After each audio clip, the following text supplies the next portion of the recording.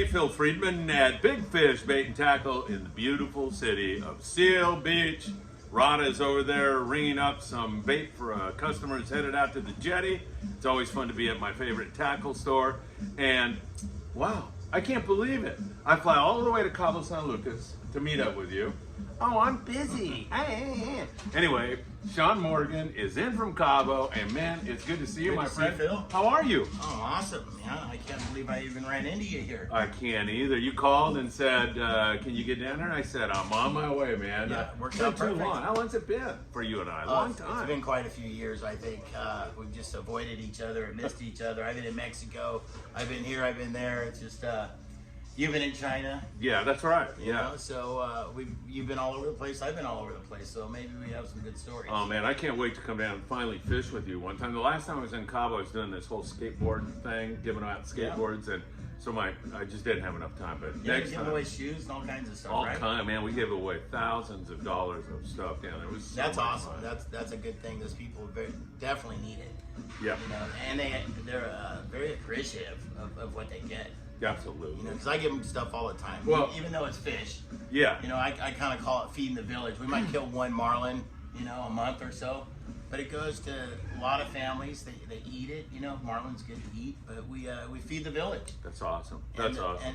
And they're not as fortunate as you or I. Right, you know, exactly. so very good. You know, it was funny. You actually sent me a video. I don't know if you even remember it because you had a few cocktails. It seemed like. Yeah. But a kid walked up. You know how kids sell candy down Oh, there. yeah, yeah. And you just said how much for the whole thing. That was an Ixtapa. And then you bought it all, and then you handed it out to the kids and everybody who were walking by. So it was really a cool video. I It was enjoyed early that. in the morning. We were definitely having cocktails on the beach. I had a guest with us, with me, and I showed him the town, and we were going to sit there anyway, so I figured why not buy the whole rack of candy. This guy has a whole day off now, and I'm going to make everybody happy, feeding them, you know, peanuts and whatever else was on that stupid rack. Yeah. But yeah. I want to get into the whole Cabo San. You're in San Jose Del Cabo. We'll get into that in a minute. I want to go back to your Southern California days a little bit. But before we do that, since we're here at Big Fish, Ron, a fixture here at Big Fish for so many years. Wahoo Ron. A lovely guy, passed away. And I just thought maybe you had a memory about No, Ron. Ron was he's a fixture of Big Fish Bait and Tackle. Even when I ran Big Fish Bait and Tackle, I don't know, 10 years ago or so, he was with us. He's probably been here since the door was open. But Ron went on the Royal Polaris, I think it was, every single year to catch wahoo, and he was named the Wahoo King. And unfortunately, he passed away, but his thoughts and memories are definitely in the store. And those that came to the store definitely know him. Awesome guy. Yeah, I've got a photo up of him right now, and just a lovely guy. Really, every time he came in, he was just so cordial, helping people out. And when I talked to people who have fished with him, they said the same thing, man. He was always there to help. Yeah, very funny guy. Him and I, you know, we went to wine gardens together. He got into playing poker. I was playing poker, and we'd have just a good time. That's when he passed away? He passed away on Christmas Eve, or actually 2 a.m., so it was Christmas. Yeah. Yeah, that's So he's up there Christmas Day. watching us. He's probably laughing. After his 80th birthday. You know, keeping an eye on us on yeah. the Wahoo when I'm in Mexico. and, Probably drawing a full house up there and beating your ass again. oh, for sure. Incidentally, I got the greatest poker video that I can't ever show anybody, and I'll tell you what. We played in China, and gambling's illegal there. And we used to have a game in my room, my apartment, a bunch of Chinese teachers, and so I had a full house, and I got this guy, and he had like 3 aces or whatever, and it was a decent pot, but we're betting like we each threw in like $30, but we had like 5,000 in chips, so you know I'm betting 1,000. So if I play that video, it looks like I'm throwing in 1,000. But I thought, yeah, it's such a good video, man, because the guy was like, "Oh, you win," and but I'm afraid if I post it, the Chinese government will, these guys are gambling, and then go find those teachers, and I don't want to do that. Exactly. So. You know what? That's a funny story. You bring that up. Remember when we first met? You had the house in Redondo, and you cooked chili, and it was In like Torrance. in Torrance. It Yeah. was like a poker night. Yeah. And that's remember that was years ago. And Yeah, all like- the captains would come. We'd get just completely plastered. Oh God, Monday Night Football. Monday Night Football, but yeah. And then we the had- kids were tiny. Yeah, And right. now they're getting married. Yeah, I Right? know. It's weird. I don't know if you remember, but we used to take Patrick when he was like 2, and we'd play catch with him out there Yeah. in the Monday Night Football. Yeah, we had all kinds of good food, played poker. That was a lot of fun, Yeah, man. that was quite a few years ago. But that's where it all started, you know. I mean, I started fishing, who knows when, but started off Belmont Pier, Seal Beach Pier. As a kid, you mean? As a kid, tooling around, and you know, you see these little grommets now. They're on the dock fishing these bass and spotted bay bass. It's the same thing I did. Sold paid on the pier just to get a ride on the boats, but now, you know, things have changed on boats now. You know, they don't allow the deadheads like they used to have the deadheads. No, what's this world coming to? I know, just who knows what's going to happen. There aren't going to be any deckhand or crew left anyways. Yeah, it's crazy. It's a weird time. And this Tier 4 engine thing, are you aware of that whole? No, I don't keep up with anything. It's the California Air Resource Board is thinking of requiring by 2023 Tier 4 engines, which the technology doesn't exist for sport boats. Perfect. Yeah, right. And if they do get the technology, the engines are too heavy to put in these sport boats. So, I mean, I know some guys who own landings who've been to Florida saying one thing about boats is they move. Yeah. You know, they're that worried about We used to it. have these Detroits, you know, 671s in the sport boats, and they went through World War II, and you know, went through the whole war. They lasted forever. You could heat them up to about 1,000 degrees, you know, and they'd still run. These engines now, you heat them up, you know, over 200 degrees, they melt down, and that's it. It's over. You got to buy a new engine. Yeah. So you know, oldies but goodies are still good, but they're all trying to get rid of us. What boats did you run? Well, tell us your history of the boats that you ran. I think it'd be easier if I told you what boats I didn't run. I ran everything. I mean, my main boat was the City of Seal Beach, you know, which I turned into the Icon. Ed Leland and I owned it. Partnership, he left. I owned it for more years. Sucked the life out of me being a sport boat operator. But well, you know, you sound like well, you know what? it's just a hard life.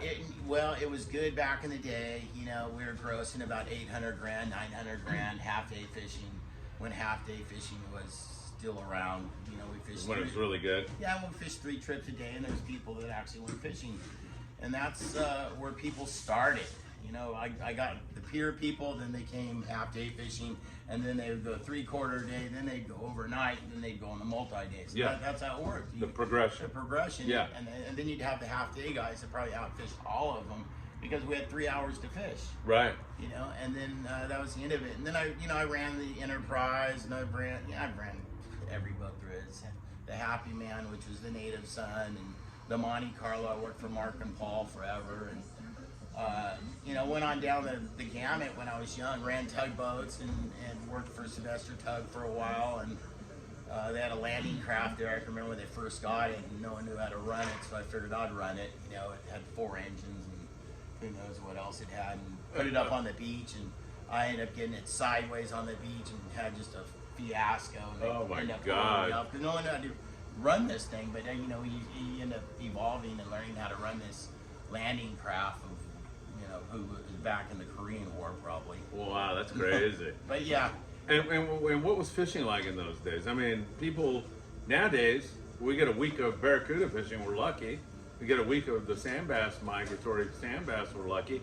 Well, In those days, man, it was insane, wasn't it? Yeah, it was good, definitely good fishing, but I think the captains were different. You know, the group of guys that kind of grew up, we kind of hated each other, but we loved each other. Yeah. So So that you were was- very competitive? We were very competitive, but we also worked together, you know? So when it was starting to be sand bass fishing, you know, we knew the sculpin had been biting since I was a kid. Yeah. You know, we had the sculpin hole, the outside sculpin, all that shit was there. We used to fish it in June all the time. But we knew it was there. So we'd fish, we'd go out, and I would always take the inside water from 5 fathoms to 8 fathoms, and then Arnie on the Southern Cal would be, you know, 10 fathoms to 14 fathoms. Wow. And then Bruce Robertson would take the outside water because he was from San Pedro, and he'd go down, and then the Newport fleet would do the exact same thing coming up. And you guys were all working together? We'd all work together Yeah. to find the mass of the sand bass, Yeah. you know, the fish. And then we'd kind of keep it a secret for a few days, you know. Yeah. Long Beach guys found them, and then we'd let the cat out of the bag. And then, you know, because if the whole fleet's catching fish, everybody's making money. Brings more people. Sure. It's more advertisement for all of Absolutely. us. So we're all working together to achieve the same thing, Yeah. is to make that money. And then they cut the the limits down, and then you know this and that, and the fishing game are on you, and then the Coast Guard are on you, and it was just beginning to be, it was just too much. Yeah. You know, I can hear some frustration in the way you're telling the story. You know, it's not about getting on the boat and driving out and catching fish. There's so many other headaches involved in this, right? It's the maintenance, it's the crew, it's fishing game, it's the Coast Guard. Paperwork. It's paperwork, and then they just, you know, most of us who become captains don't like paperwork. We don't even like working in an office. That's Yeah, why I we're hate outside. paperwork. Exactly, it's horrible. And so then they just start tacking on this information, which they took from us, and then they started to close off our ocean from the information that we were giving them. Yeah. You know, and then you know, Danny Strunk and stuff was a big advocate of what was happening at the time. I was, and we'd go up to these boards and these scientists, and they just shut their eyes and fall asleep. Really? You know, So you felt like they paid you no respect? No respect for a guy that's been on the ocean and a scientist that grew up in a lab, which all our sport boat guys, anybody that's worked on the ocean knows how the ocean works. Yeah. You know, it's a creature. It just keeps evolving, and it's alive. Yep. And everything fluctuates. So you know? got kind of an elitist nose snubby, you kind of. That's what you're doing. I got a PhD, or I'm a, you know, I've got a whatever. Always smarter than us. You're a because dumb half of us- fisherman. Exactly, we're idiots. And you guys are on the water, Yeah. and you know exactly what's going on. Exactly. Yeah. Okay. And it goes up and down, just like we had anchovies. Didn't know what a sardine was. You know, most of us Yeah, grew right. up on anchovies. And that's Yeah. why we can cast little pinhead That's anchovies. right. That's right. Then the sardines came, and you know, then the squid came, and you know, it just keeps going. You know, and now the bluefin are here. The bluefin have always been here. Not always, but they migrate. You can look in front of the Catalina Anglers Club there. Mm-hmm. You know, that's been up for over 100 years. It's the oldest club, Southern California. And what's it have? A bluefin chasing a flying fish. Right, It's right. a bronze statue that's been there for, I don't know, 90 years. Right. And then all of a sudden, everybody's getting excited that they reinvented how to catch these things. Well, they've been catching these things since Hemingway. Yeah. You know, so yeah, whatever. Well, what's some of the best bites you've ever seen in Southern California? It's local fishing. Like, can you describe a no. awesome yellow bite, or No, we've had sand bass we've or had whatever? sand bass fishing with, you know, 80 people, and we'd have 800, you know, sand bass, Easy, or right? 800 calico bass, or we'd have, you know, or we'd have both. We'd have, you know, 600 barracuda and 200 bass, you know. So, and I can remember barracuda fishing as far as you can see, just breaking barracuda. You Yeah. have 60 people, just complete chaos. You could smell them, too. Oh, right? you can smell them. Even you can before see they them. hit the deck. Yeah. I mean, you could smell No, them. you could see it was incredible. Yeah.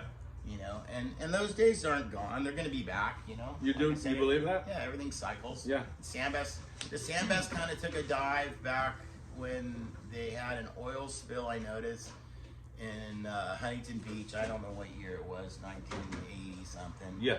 And after that, I think the bottom they put that agent to disperse the oil. Yeah. And then it just sunk, I think, down Oh, to you the think it bottom. screwed it And up? I think it kind of screwed it up, not along with the draggers that came along. Yeah. And then They ruined the habitat, right? They ruined the habitat, and I don't know if there's draggers out there now. I haven't local fish for a billion years. Yeah. But you know, the draggers, there are 20 draggers out there dragging through the whole entire fleet while we're fishing sand bass. Yeah. You know, so that has something to do with it. Yeah, of course. You know, and current and temperature and captains, you know, that go straight to sculpin fishing. I don't want to say anymore. You mean here nowadays? Yeah, Oh, nowadays. yeah, don't get in trouble now. Well, You're going to yeah. insult somebody out there, and they're going to want to. F them if they can't take a joke. So it sounds like you think guys should work a little harder at the surface bite instead of just going on the railroad tracks. to the- Exactly. You know the sculpin are there. I spend a couple hours if you're a 3/4 day guy looking for something else. I mean, go actually fish a wreck or go fish. You know, the horseshoes obviously always have calico bass and sand bass on Yeah, it. yeah. You know, but it's very current, predictable on what's going to bite at the horseshoe. Yeah. You know, not so much water temperature. It's current. It's all about the current. Yeah. Of what direction the current goes there. The afternoon current. You know, that's a whole nother podcast about the horseshoe bill. Yeah. With a La Nina, we've got a La Nina, so we've got cooler water. We're seeing more chovy. We're seeing more squid. I know you don't have a crystal ball, but what do you think that portends for the local bite? In a normal cooler water year with anchovy and squid, what would you expect? Usually, if there's a ton of bait, the fishing's probably going to be good. Yeah. If it's in close and local, those things. You trying to give me COVID? Yeah, I am. I'm just getting over my illness. Great. But I didn't have COVID. Okay. I had it already. Well, I had something they call the flu. Oh, I remember that. Yeah, that was back in my old days. Back in the old days. Yeah, exactly. Yeah. So, anyways, I mean, I hope it's good. You think sand bass? You think barracuda with all that chovy? Yeah, I hope the barracuda and the sand bass come. We used to have around March and April, those barracuda would show up on the east end of the breakwater, inside by the Gambler, even inside and almost to Sunset Wreck. And you'd pick up one or two little turns, and there'd be a little ball of bait, and there'd be, 50 barracuda under it. Yeah, right. We catch one or two and then move on. Yeah. And then sonar around. But, I don't think anybody looks at that. No one fishes the breakwaters anymore. No one fishes that intertidal area anymore on the beach. Yeah. And these fish come up, that's where they come up. They come up and in. Yeah. And, and then disperse all over the place. But also those sand bass, some years they show up in 15 or 18 fathoms. They don't show up inside. They show up outside for some reason. Right. And I don't know the reason, but that's just maybe the bait's out there. Who knows? Yeah, crazy. Rudy was on our show, and he told a story. God, I mean, that must have freaked you out, where he fell over, and the other guy fell over. Yeah, that was... I had a guy in the Malahini walk up to me. I can't remember the gentleman's name, but he came up to me and goes, God, that story. Yeah, that's a pretty remarkable story. Oh, So my it just God. goes to tell you, you guys that are fishing a skiff and stuff, I know it's a hassle, but, attach that key lantern to your waist. And if that was attached to their waist, the engine would have shut off. Right. And this is a story about, and you can go back and listen to that podcast. It was, I forget who was on that. I'll figure it out and put it up Was there it in CV? text. I think it was Rudy and Mike Morrison, but I'm not sure. I'll figure it out. But he fell over, and his boatmate, or whatever you call him, fell over. They both fell over. The boat motored up ahead, and for some reason turned around and headed back toward them, and they were able to grab on. So you're right. You got to be careful. Yeah, and a lot of people get hurt that way too, because when that, what happens is when you fall off, it instantly goes to the port or the starboard, but it makes a giant turn. But this is when people get hurt, because that propeller is still going through the water, and they get chopped up and they end up dying. Right. So have you ever found anybody at sea, or have you ever seen anybody fall over? Or can you describe a harrowing Southern California moment for us? Yeah, I mean, I was fishing Huntington Beach, and I was coming back, and that west wind always blows in Huntington Beach, probably 25 knots. And you were on what boat? I was on the City of Seal Beach. Okay. Coming up, we're probably doing about 3 knots against the wind and current at that time. The boat did 10. And I don't know if I saw it or somebody else saw it, but we saw this jet ski that was partially submerged, and it was a rental, and there was 2 people on it, and the sun was just about to go down, and they would have been lost forever, but we ended up saving them. I tried to tow back the jet ski, but the thing was just so underwater and sunk. It was over with, and I was done fighting it. I bet they were happy to see you. They were happy. Never got a real thank you, but that doesn't matter. It's those people definitely got saved, and I'm sure they notice now. As they get older. Right. Yeah. When you're young, you're dumb, and you do stupid stuff, Yeah. and you don't realize the danger that you're in. Some of us do stupid stuff when we're old still. I still do that. Yeah, me yes. too. I do too. I'm a real good candidate of that for some reason, Phil. Me too, Sean. And let me throw a couple captains' names out and tell me how crazy they were. You might even say I didn't really deal with them that much or whatever, but are you ready? Yeah. We'll do a rapid fire. Here we go. John Dipley. Oh my God, that guy tried to kick my ass about 900 times. He's a strong bastard too, isn't he? Yeah, and I was feisty. I can remember this one story. I was in Queens Wharf, and Ed Leland was there, and John Dipley was every bit of 400 pounds. And strong. And I had a big mouth on me, and I don't know if most of you know that, but I do. I had a big mouth on me, and I said something, and Ed goes, "You better fucking run." And I'm like, "Fuck that," fat, you know, just I went on and on. And he picked up this table and pulled it out of the floor. It was bolted down or Bolted something? down to the floor at Queen's Wharf at this time, and they're all, you know, that's where all the captains used to go drink. But he chased me, and he was the fastest. The table? No, he threw the table at me, and I was scared.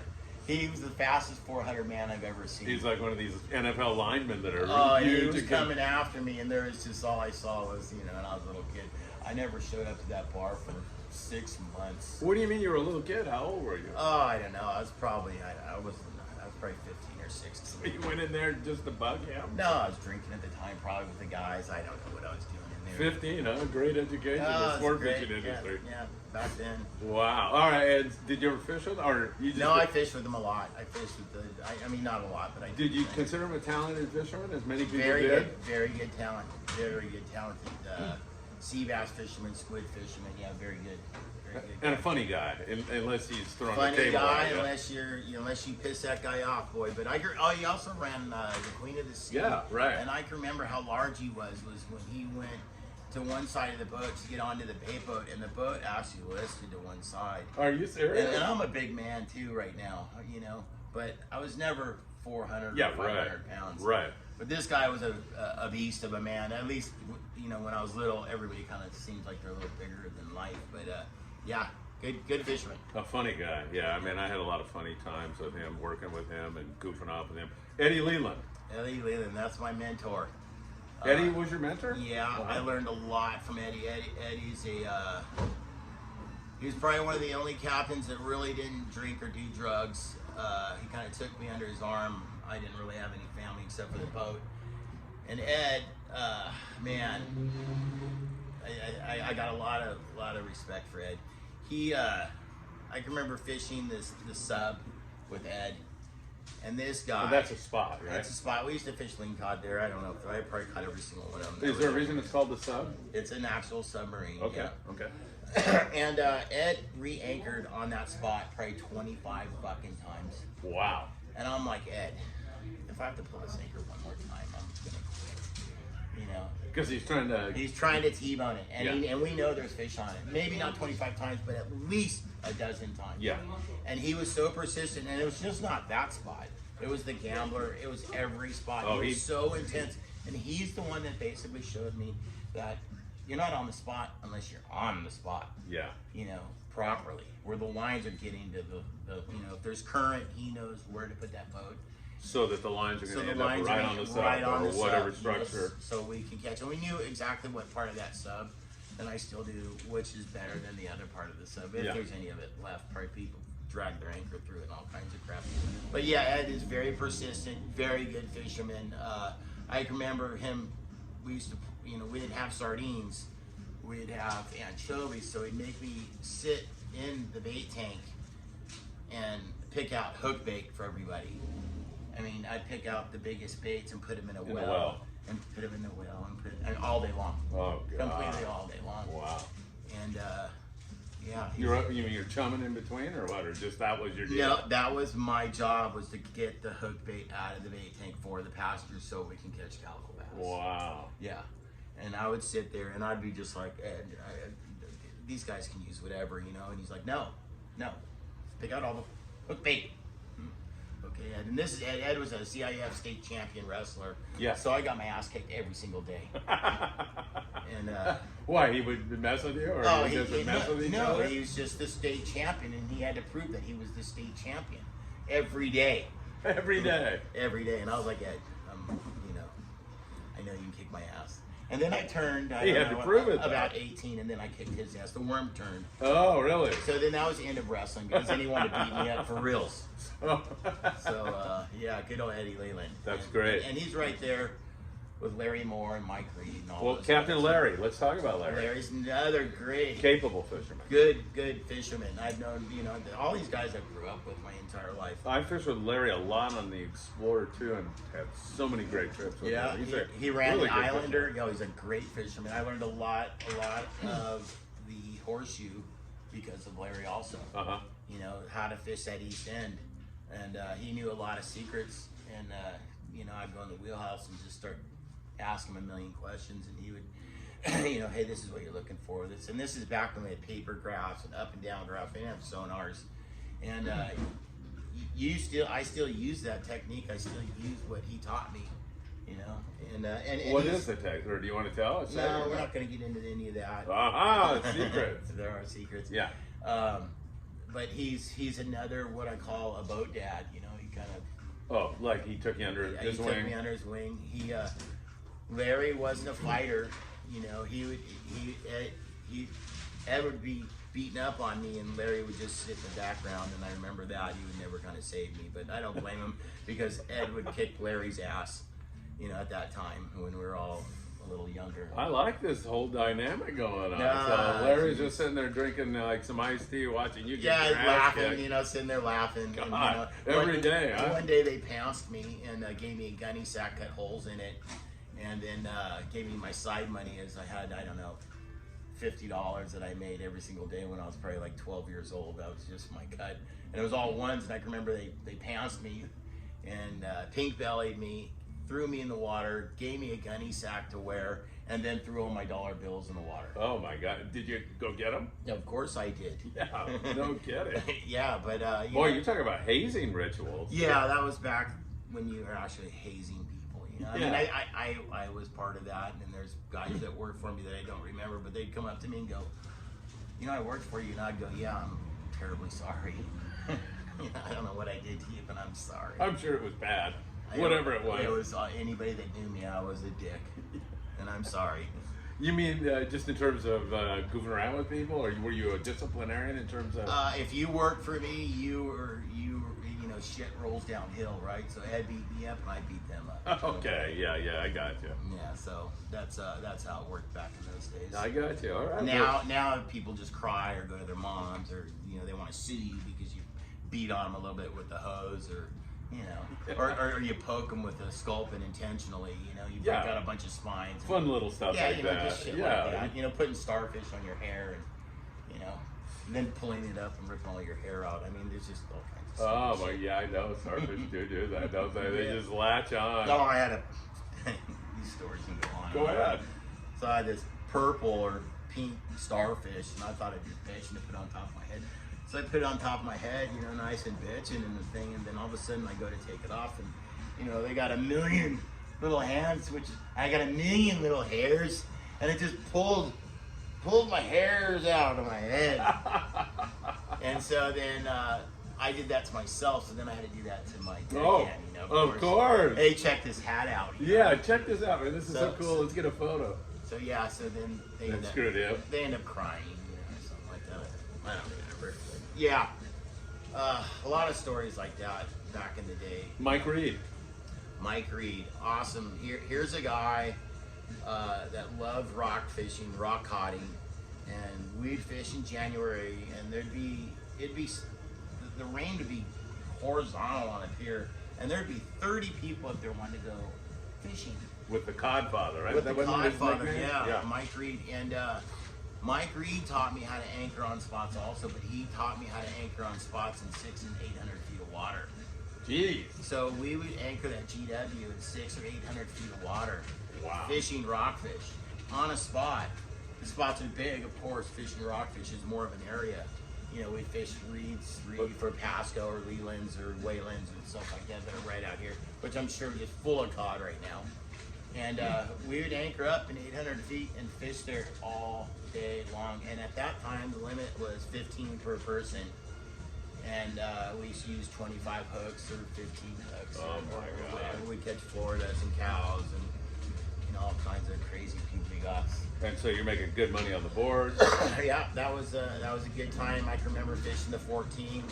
Mike Reed would be playing cards in the wheelhouse. The boat was zigzagging, and the boat only went 8 knots anyways. And I would fillet for, you know, hours and hours and hours and hours. You know, just like the Cortez when we fished the Cortez with Larry and stuff. And we would fillet for 10 to 12 hours of filleting. Wow. And drink beer. Yeah, I can remember the customers used to buy us beers, and I'd have a pyramid of beer. And by the time we got down to the cow cod, they'd be getting like ruffle cuts.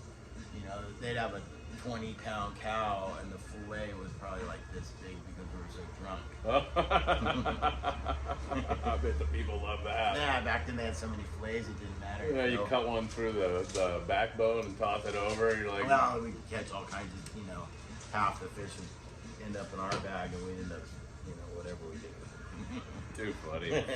All right, so how about we go south of the border down to beautiful San Jose Del Cabo, your new Wow. home. How's Yeah. life in Mexico? Oh, I first of all? love Mexico. You do? Mexico's great. Yeah, that's a whole other aspect of my life. I always had a passion for billfish, fishing tournaments. I and love stuff. fishing billfish. Yeah, it's A great. lot of people are like, oh, carp, Yeah. they suck. I love marlin It's fishing. it's a fishery like hunting. You're hunting for Yeah. deer, you're hunting for elk, you're hunting. It's not you just go out there and go troll and drink beer and you just You got to find these things. you got to find these things, and there's no fences and there's no gates around these oceans. Yeah, right. So I fell in a deep love or a passion for these billfish. Yeah. And so then I end up doing yachts, doing deliveries up and down the coast from Panama to wherever. You Yeah. know, I was just jumping on everything I could and learning everything I could. And ended up running a few yachts around the Good Karma up here for 10 years, and for the Lean House, great family, learned a lot, moved on, to the Legend, and a bunch of other boats in between there, and now I'm on the Wild and Sack, which is 67 Hatteras. 67, that's a beautiful rig, huh? Yeah, it's a good rig. It's an older rig. We fish quite a bit. We're in San Jose Del Cabo. I do a few charters here and there, but we do a lot of fishing. We do inshore grouper fishing, wahoo fishing. I fish everything. I mean, it's in my blood, right? Yeah, right. So, I mean, you're nuts about it. And when I came down to Mexico, I don't know if whenever I did, and I just wanted to fish everything, and then I wanted to use my techniques that I learned here And apply them there? and apply them down And there. how did that work? Oh, it works out great. Really? Yeah, I mean, you can catch a calico bass. You can catch, There? no, if you can catch calico bass You can here, catch cabrilla You or can catch cabrilla, and all Yeah. the other group are there. Yeah, right. It's the exact same, It is? fish. You mean just anchoring on the Anchoring spots? on the spots, doing and all nobody that? anchors. Nobody anchors in Mexico. You kidding me? Yeah, right. I do. Yeah. And we fish all kinds of stuff, and it's great. It's the people are great. I love the culture. Yeah, do you? Oh, it's Me awesome, too. Awesome culture. And people are just lovely people. Very lovely and friendly people. Yeah. And during COVID and stuff, everybody kind of left. I hung around, and everybody was worried about this and worried about that. There's nothing to worry about. Perfectly safe. Oh, you're talking about just like walking around town? Yeah, or walking whatever? around town. Yeah, I they're know. gonna, mug you or kill you, or the cartel's gonna Oh. chop your head off, or So you probably get the same thing I get. Every time I say, hey, yeah, I'm going to go down to Mexico. They say, oh my God, you're going to go to Mexico? Yeah. You're going to get your head cut off. And I go, well, I've been going for 50 years. And no, I still have my it's head. perfectly safe. There's a bunch of good fishermen down there. In Cabo, there's a whole fleet of guys. Solomar and the Tag and all those guys that fish. They're very good fishermen. Yeah. So you can get a boat anywhere down there and have a great time, and come down for 2 or 3 days. It doesn't cost anything. On Alaska Airlines, it's like $65. Really? One way if you leave on like a Monday or Tuesday. Yeah. If you leave on a Friday, it's going to be Right. it's going to be $110. Oh, one boy. way. So $220. Wow, that's amazing. Yeah, it's and there's places to eat and stuff that aren't expensive, and then there's places that are high end. I mean, if that's what you're looking for, then they have it there. They have everything there. Yeah, yeah. What's what would you recommend to people that are thinking maybe they'll come down and fish with you? What time of year is a good time of year? Well, for just- billfish, They're biting right now, right out front. stripers, right? Stripers. Yeah. I mean, I just talked to a guy this morning. Him and his wife, they're probably, 60 to 70 years old, and they caught 7 stripers by themselves, and they had a deckhand. Wow. And they went real far. They went 3 miles outside of San Jose, and started a troll, and got their first hooked up within 3 miles. Oh God. So the fishing right now, I mean, it does fluctuate just like here. I mean, it is good at times. There's blacks and blues. The blacks were biting all the way through November, and then I stopped fishing them. A few other guys stopped fishing them, but I'm sure there's blacks there, Yeah. year round. The blues aren't there till October, They really didn't do a showing. There's a lot of short fish, smaller fish, not too many big blues, but a few. And then Wahoo fishing's right now, and that will go all the way. I mean, you catch just about anything you want. And pretty much year round, right? Year round. Is there a month where it's bad? I don't think so, right? No, it's not a month where it's bad. There's days where it's bad because Sure. the weather, the water greens up, and if it rains, it kind of greens the water up Right. a little bit. But Right. yeah. But if you have good conditions and it's January, February, March, Yeah. April, May, June. And what's it matter? It's You're in so paradise. awesome down there. The weather's awesome. And the visual, visual. I mean the Cabo and Yeah, it's the so beaches. beautiful, right? I mean, if fishing stinks, go swimming. Yeah, or snorkeling or. Paddleboarding or something. Speaking of that, what kind of spectacles of nature have you been privy to see down there? Oh, have you seen like? Killer whales. Yeah. What have you seen? I've seen there's a pot of killer whales down there. I've seen them picking off dolphin to eat. Really? Yeah, pick off the small ones. The male comes in and the females are on the outside, and they'll scatter up the school and eat them like Tic Tacs. Wow. Yeah, and the actual sperm whales, I've seen those. Those are usually there every year outside the 1150. That's cool. Yeah. And breaching whales, do you see that? Yeah, a lot of humpbacks. Yeah. A lot of humpbacks. They're everywhere. They're cool. Yeah, they are. Yeah. How about like Manta Ray? Oh, you see that all the time, right? Ton of mantas. Yeah, they're jumping and flipping around. Yeah. Yeah, you can catch them. Really? Yeah, you can catch them. Well, they make machaca out of them. They down there, also don't make wallets. Oh, do they? Yeah. And they sell them down there, or what? Mhm. Do you have a Manta Ray wallet? I don't right now, but usually I do. Oh my god. Gotta have one. I mean, it's not everybody that has a Manta wallet. That's true. In fact, I don't know anybody who does. Now I do. I'm fortunate to know that. Yeah. So if I want to go down and fish the wild and sack, do I bring my own gear? Do you have the gear? We have everything. We have all the gear: fishing rods, reels. We have it all. You just come down, get a hold of you or so, and we'll make a trip. Okay, Make a yeah, trip out of it. I'll put my number up. Yeah, I don't want to discuss any prices, but yeah, it just depends what time of year and how many hours, and If somebody wants to go, they contact me. I'll give you give me a quote. We'll figure it Yeah, I out. mean the trip, the really good trip is is like a 2 or 3 day. You spend the night on the boat, and it's basically camping.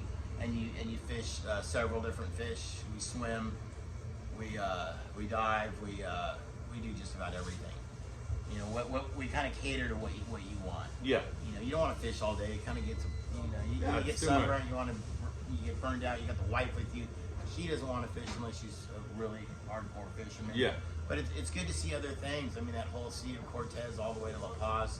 There's a bunch of islands. Oh, yeah. There's all kinds of stuff to see besides fishing. And the inshore fishing, the light line, Roosters, jacks. the jacks. There's all kinds of stuff. Yeah.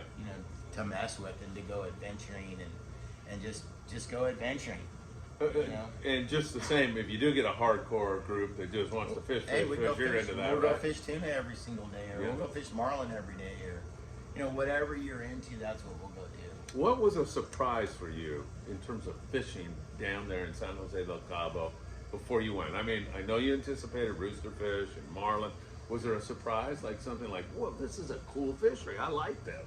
No, everything's it's a playland.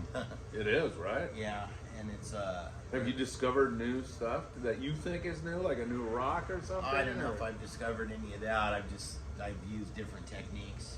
Like I said, that I've used from up here. Yeah. And applied them down there, and they do work. Yeah. And you just expand on that, and you talk to the locals, and I got a really good local deckhand that's been there for forever. We've been friends for 20 years, 25 years, and I use a little bit of his knowledge and some updated knowledge, and we put it together and actually make it work. Cool. You Cool. know? Somebody goes to San Jose del Cabo and they say, "I want to eat some really good Mexican food." Do you have a restaurant that you'd recommend? Is there any favorite places? Nah, Guacamayos is always a favorite for everybody that goes to San Jose. San Jose isn't like Cabo. San Jose is more like a Laguna Beach, an older crowd. Yeah. It's not a big party atmosphere, even though there are parties, but they don't party till 3 or 4 o'clock in the morning. Right, like Cabo. Squid Row kind Yeah, of. and there's none of that. Thursdays you have the walk of art. Yeah. In downtown San Jose, which is really awesome. What is that? They got a bunch of different art. You know, Local artists? Local artists. And those that are drinking wine or a margarita, you can walk down the street. They close the streets off, and it's all family and friends and tourists, and it's just it's just something different than the old party atmosphere. Yeah, right. You know? Do you prefer it now in your old age? I do. I mean, don't get me wrong. I like to party and I like to have fun, but it gets to be too much. You know, when it's surrounded all the time, and Yeah. then I have guests and owners guests and stuff that come, and I have to entertain them, and the partying just gets to be too much. Yeah. So, How many months a year are you living in Mexico now? well, we travel, so I mean, Oh, you mean you? we take the boat, and we don't just stay in San Jose. We'll go to Bar Navidad. We'll Oh, go that's to nice. Stapa. We'll go to Acapulco. Oh, really? Yeah, so we'll go to a few of these other places, and kind of follow the fish and the weather, because right now it gets kind of cold in Cabo. We're staying there this year because we're probably gonna come up here and put a new sonar and fish finder and 3D deal and all kinds of fancy stuff on the boat this year. So we'll be back up here in July. You're gonna bring the boat up? Bring the boat Yeah. up to install some of this stuff, and then we're gonna come back looking for a new boat. So we don't know if we'll have the new boat by then, but who knows? Yeah, and so the owner of the boat, he comes He down fishes periodically. Yeah, and he comes down. We fish all the time. Comes down, twice a month. He's or an so. avid fisherman. Oh yeah, Yeah. yeah. He fishes. He has friends that come down. He lives here in Southern California? or- Yeah, he lives in Southern California. Yeah, Nice. Shoot, that's a great gig for you, huh? it is for right now. You Yeah. just kind of ride the wave. Yeah, right. And is it nice to be back in Southern California, or do you itching? I hate California. You do? Why? Just people are pissed off. Everybody's just I'm mad. not. Everybody- I'm not. Well, finally, I found somebody. But you're kind of a fisherman. Fishermen kind of lackadaisical, and they're in another world. They're in another Rada's dimension. nice. He's busy over there working, stocking shelves. You guys should come to Big Fish anyways and get tackled. He got all brand new Daiwas and Shimano's, and the inventory finally came in. They've been sitting on the ship out there for Oh, is that 9 months. your inventory came in, Rada? You got a lot of stuff? They've been coming in for the last week, the last month. Oh, great. Yeah, so it's like Christmas in here. There's just a ton of stuff. I stopped in just to see Rada. He's a good guy. He's a great guy. And I don't know if any of you have come into the store and talked to this guy. He's a very unique individual. He's a very friendly, super friendly guy, and willing to help, and very knowledgeable on tackle. Throughout the years, he learned the hard way, but he's got it down now. Hey, Rada, I tell you, you come here, you'll enjoy it. Rada's helped me before on a personal level. He's a great guy. I'll give you the shirt off his back. Really, he really Yeah, will. no, And he it's will. I haven't seen you for a while, so it's great to be down here, and I feel really at home here. Yeah. You were here at one time, and then Rada took over, and it's just like home. Well, Yeah. Shawn, that was a fun little. We explored a little bit about Southern California. We'll have to do this again, but Yeah. I'm so happy that you have that love for Mexico. I do. Like I do, because I do too. Yeah. And it's a great place. It's a wonderful country, and especially And it's the easy to people. get to. It's right Yeah, here. I know. It's a 2-hour drive, and you're So there. you can go for 3 days. You can go over the weekend. You can leave Friday and Saturday, Sunday, and you're back on Monday. Yeah. Back of the grind. Exactly. So come out and have some fun, and it's not that expensive, and you can go cheap. You go Airbnb. Look on the internet for some cheap places if you can handle that. I mean, you don't stay in your room very much. No, right. You need a place to shower That's right. and take it, a little nap and get out of the heat and stuff like that. Right now the weather's awesome. Weather's 70 degrees, 69, 70 degrees, a little bit of wind. It's beautiful. So I always feel like when we start looking for a room like this, really luxury, I go, you know what? If we're in our room, we are blowing this trip. Yeah. Why do you want to be in? Who cares if they got a TV? And I know. I don't want to. Why do you watch want to TV. spend $500 or $600 on a room? I don't get it. I don't either, because like you said, I want a place to crash, shower, and then I want to be out in the. Amongst That's the why I'm people. there. Yeah. Right. Exactly. I mean, there's all kinds of stuff to do. I mean, there's 4-buying and horseback riding and swimming and surfing and fishing and Zip lining. zip lining, Hiking. and hiking. You go shark toothing. You go find some shark these big giant megalodon teeth. Where do you do that? Out in That's the a Auroras. pigeon. Oh, it is. I've got a whole bunch of them. You do? Yeah. I wanna It's make a really good to keychain go out of after. those. Oh, yeah, big old necklace like that'd be perfect. Yeah, right. A shark tooth keychain and a Manta Ray wallet, Yeah. and I'm done. Oh, you'd be set up. It'd be perfect. Maybe I need a belt though, some kind of what do they make belts out of? Rattlesnakes or something? Oh, yeah. Yeah, there you go. Right. There's some big rattlesnakes there too. You're gonna have PETA all over you pretty soon. Hey, I'm in Mexico. Come get me. So yeah, Phil. This is a good deal here you got here. I'm in my first podcast. Yeah, it's great, man. It's just two guys talking. I'm not sure what's You going look pretty on. good on there, man. I'll I tell do. you. Yeah, I look really good. Yeah, I'm glad you Still finally. fucking strong. Yeah, I wouldn't mess with you, man. The heaviest thing I pick up is a microphone, you know? Yeah, and these waters are kind of unique too. We don't have these in Mexico.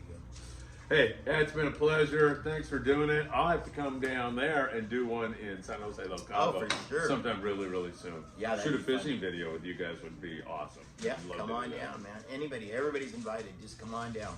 Yeah, I'll put my number up there. You'll see it. There it is, right there. See it? There's Oh, my number. I saw it. You don't see it because I'm going to do it in post. But whatever, I But can it's see going to be right everything. there. Okay. And then they can give me a call and I'll throw you some Even if dates and we'll figure it out. Yeah, even if you're not fishing, come on down. We'll have a cocktail. They got a cantina right there at the marina. So Hey, the other thing I was going to ask you is how many people? What's the max on the boat? we sleep. We have a full bunk room in the bow, and there's you could put 6 people up there, and they're big bunks. And then I have one stateroom, and then the other stateroom is mine, so nobody's getting that one. I could hear that. And I understood what that But was. a good family, if you want to bring your kids. So the stateroom, you can throw 2 people in there, Yeah. and then you got 6 bunks. Yeah, but the adventure of a lifetime is going out on the boat for 2 days, camping, fishing.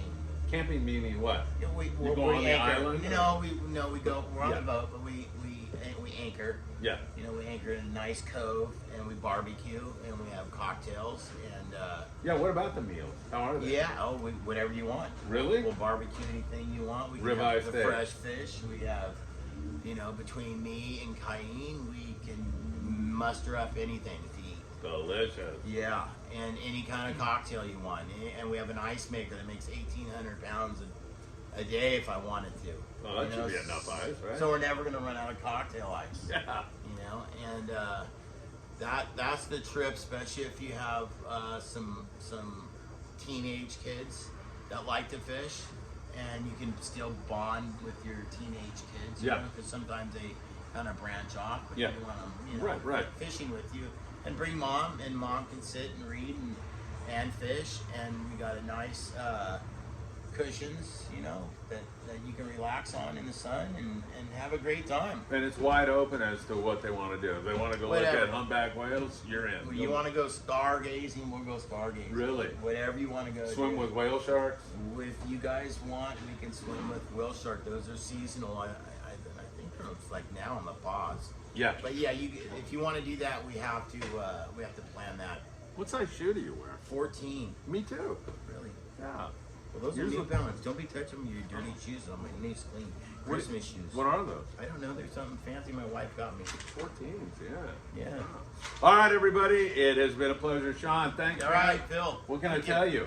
Good stuff. It was awesome, and we'll get down to the nitty gritty and the old stories, because there's a bunch of them. There he is. We'll do another one with Sean sometime here in the very near future. Rada, thank you so much for Thank you. having us here. Rada at Big Fish Bait and Tackle, Seal Beach, California. Come on down and see him soon. Thanks, everybody. We'll see you on another Friedman Adventures podcast really soon. I'm out.